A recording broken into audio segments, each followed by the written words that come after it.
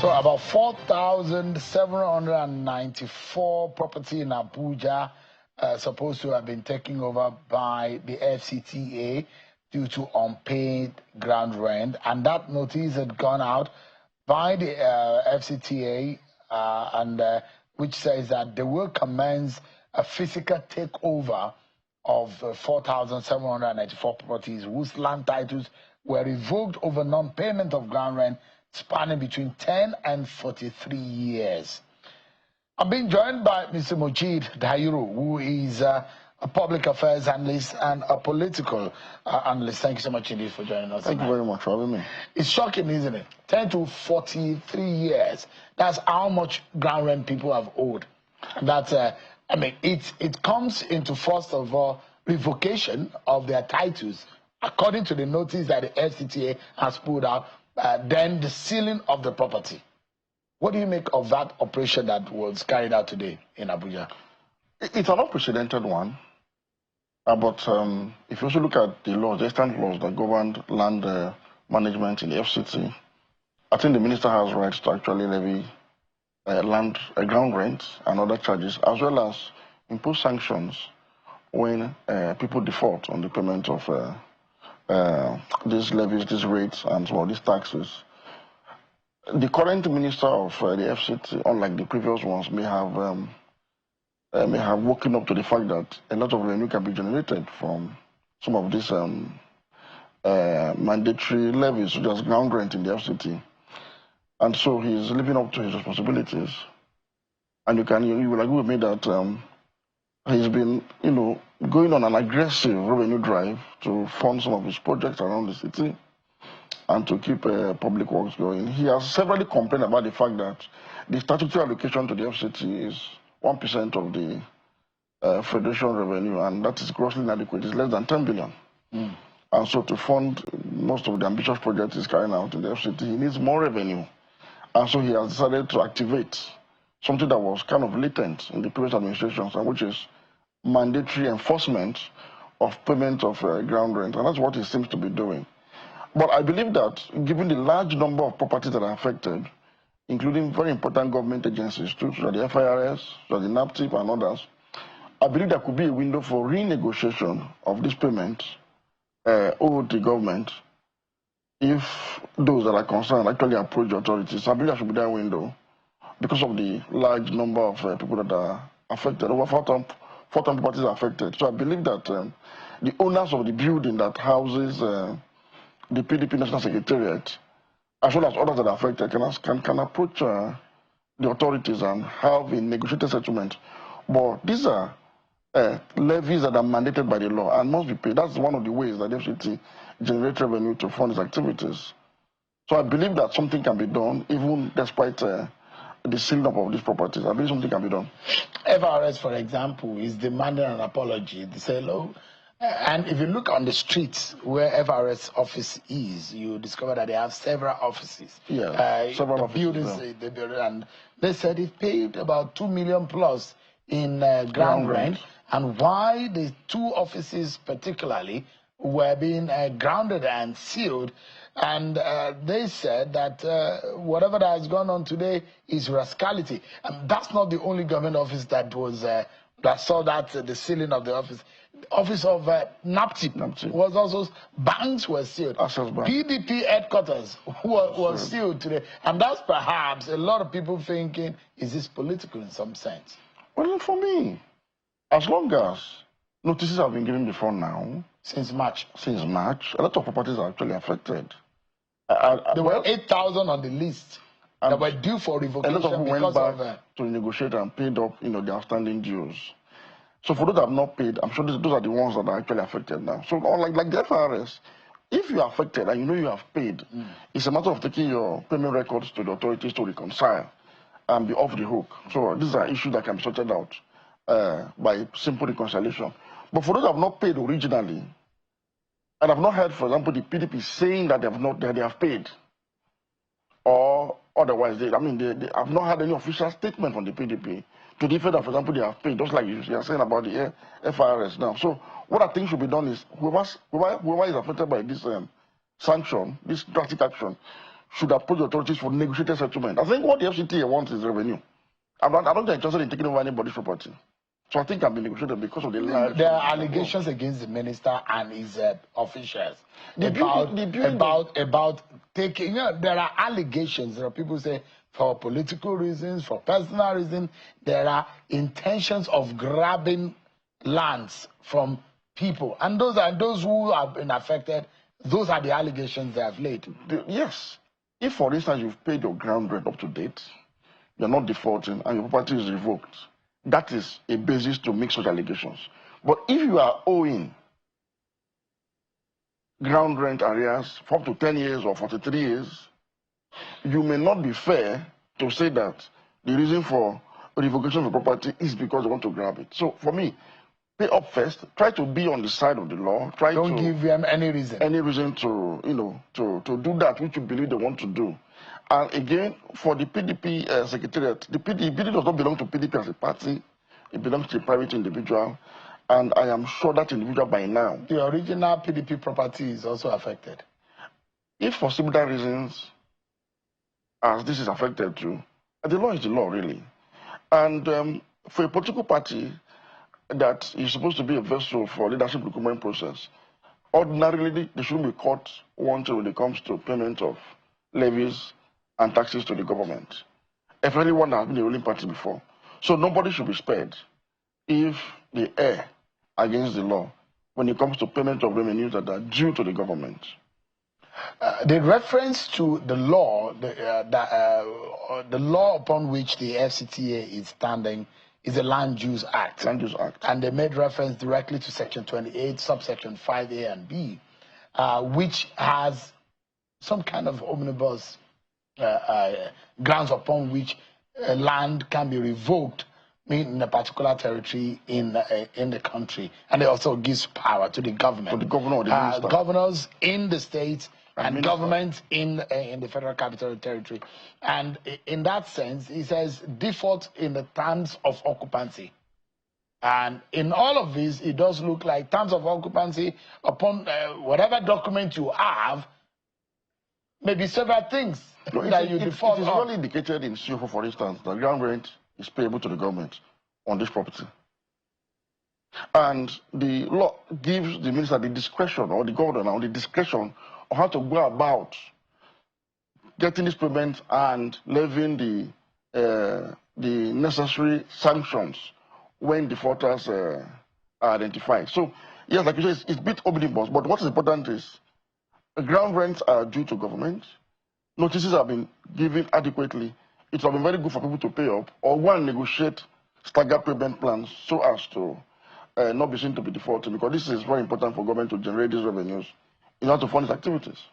So what Section 28 of the Land Use Act, which was referenced, subsection 5, according to the FCTA, which they stand based for their action, says, quote, the governor may revoke a statutory right of occupancy on the ground of A, breach of the provisions which a certificate of occupancy is by Section 10 of this Act deemed to contain. B, a breach of any term contained in the certificate of occupancy in any special contract made under Section 8. And Section 8 is very clear upon the terms that are being, the contract which we have entered into with the a definite term that have been entered to, granted subject to the terms of any contract, which may be made by the governor and the owner not being inconsistent with the provisions of this Act. Those are the grounds upon which the FCTA acted. But could there be a soft landing that could be given? No, there should be. When it comes to revenue, even when you default in tax payment, there are penalties, but there could be soft landing. There could even be discount, for instance. So I'm saying those that are affected should approach the authority. Let them not politicize this in their own interest. Particularly the fact that the PDP secretariat is not owned by the PDP. But that applies, not owned by the PDP. So whoever owns that property should approach authorities for a negotiated settlement.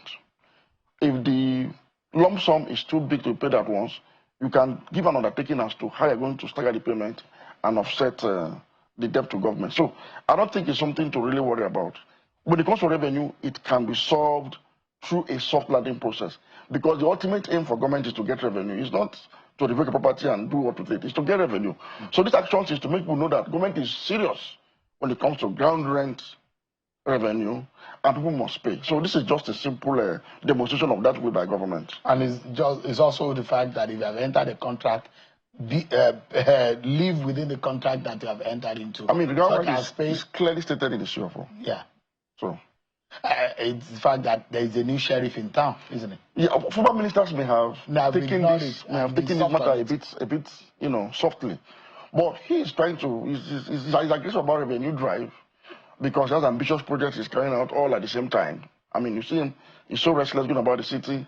If he's not inaugurating projects, he's flagging up new ones. So he needs all the money in this world. Let me take you away from the ground rent and those whose property have been grounded to the issues of opposition politics in Nigeria. See what is happening again in the People's Democratic Party. They've gathered in Abuja, hoping that they will be able to advance the interests of the party, settle some of the scores, settle some of the grievances. But it does look like a wildfire. The crisis is brewing. Mr. Wike has gone to say, I will fight to the finish. The PDP is a dying party. Really? Yes. You see, the Bible says the wages of sin is death. So the PDP is dying because it committed a mortal sin in 2023. And I cannot say this enough. When the PDP jettisoned zoning in the build-up to the 2023 presidential election, when it was supposed to cede its presidential ticket to the South, which was supposed to be its most consistent support base, and opted to pick a northern candidate in the person of Atiku Abubakar, the PDP committed a mortal sin. That sin, the wages of that sin is death. I don't see PDP surviving as a party beyond 2027. Really? What makes you think so? Because, you see, when Atiku happened to the PDP, it developed a wicked problem. So it was Atiku's ambition that killed the PDP effectively. So what Wike is simply doing is conducting his final rite of passage. And rightly so. Because the PDP committed a sin, a mortal one. And unfortunately, the party has not repented of that sin. And Wike is like the undertaker, taking it to the burial ground. He may not have intended to be an undertaker. But you see, there are causes and effects. Actions come, to every action, there is an equal and opposite reaction. So the actions of the northern flank of the PDP, led by Atiku Abubakar and others, is the reaction we are seeing by Wike, who heard fast from the southern flank within the party. So these actions and inactions will invariably lead to the final burial of the PDP. And the PDP deserves to be buried as a party because it has indeed proved to be devoid of any form of integrity, morality, and if you ask me, in some instances, common sense. Because common sense dictated that by 2023, the ticket of the party should have gone to the South. No matter what anybody tries to tell you. Some of them didn't see it coming. Some of us warned ahead of the primaries of all parties that whereas the APC has made up its mind to zone to the South, the PDP has not. In fact, the PDP wants to take advantage of what they consider to be the northern demography, which is the largest in our democratic dispensation, to come to power. So they now prioritize winnability, the immorality of winnability, over the morality of justice, equity, and fairness, which would have seen it zone its ticket to the South. And for someone like Wike, you see, people don't understand what happened to the PDP. When the PDP lost election in 2015, the committee was set up. And the committee's recommendation was that PDP lost 2015 election because it similarly violated zoning in 2015 when they fielded a southern candidate in the person of Goodluck Jonathan when they were supposed to go north. And so the party was practically split into two. A lot of northern elements within the party, led by Atiku Abubakar, left the party. And those that remained in the party sabotaged the party from within because of regional interest. And they were right to have done so at the time too. And so the PDP said, to correct that mistake, to repent of that sin we committed in 2015, in 2019, it has to be the turn of the North still. In the 2019 election, primary election in the PDP, it was an all-northern affair. All the big wigs of the party in the South fight behind their preferred northern aspirants. So Wike, for instance, gave his all to support the emergence of Tambuwal as the presidential flag bearer of PDP in 2019. While Peter Obi, Ekweremadu and others supported Atiku to emerge. It was a very keenly contested election, and Atiku emerged at the end of the day. Can the PDP resurrect? You have to repent of your sin before any form of redemption can come to you. They are emptying the party already. Because Delta is gone, Akwa Ibom is going, Rivers seems to have gone. Which party, which state? The reason for the emptying of the party is simple. In spite of its own calculations, when it failed to zone to the south, a southern president emerged from the APC in the person of Bola Ahmed Tinubu. You may disagree with his economic policies, you may disagree with his social policies, but one thing you must agree with is his political acumen, his ability to build consensus even among the elites. And so when he emerged, rather than being reached out to, he's reaching out to his southern half of the country while holding on strongly to his northern alliances in a careful balancing act. So is the PDP orchestrating a Tinubu success in 2020 and APC success in 2027? It's a natural phenomenon. Look, most of the support base of the PDP is in the south. Majority of the governors are from the south. And they have one of their own in power. They will simply gravitate towards that one of their own, particularly when he's welcoming, when he treats them with dignity and respect. But this is how I would like us to anchor the fear and the danger in what is happening. Opposition politics. You can't have one party railroad itself into prominence and into governance, and in such a way that every voice of dissent will be shut down and opposition will be killed. It's dangerous for our democracy. The alliances, the merger or the coalition that we're seeing, is there any hope for it? There's no hope. Really? Yes. Why? Two reasons. Number one would have expected by now, 2 years to the end of this current 4-year tenure of a southern president, that any coalition that wants to challenge a southern president should be coalescing around a southern aspirant that is popular enough from the south that can be supported from the north. As we speak, Atiku Abubakar is still in this race. Peter Obi is in the race, and others. So there's no clear-cut direction as to where their candidate is going to come from. That is another minus. And that is why you are seeing a steady, the campaign, defection from the PDP into the APC. Secondly, and most importantly, what is the alternative in terms of ideological clarity, in terms of pragmatic economic solutions to the problems Nigerians are facing today, in terms of our existential security threat? What have they been able to itemize in the course of opposing the current administration by way of alternative solutions to our problems? It is zero. So it's a double jeopardy for the Nigerian people and democracy, not because of the ruling party, not because of the president, because of the failure of opposition. It's interesting. Interesting.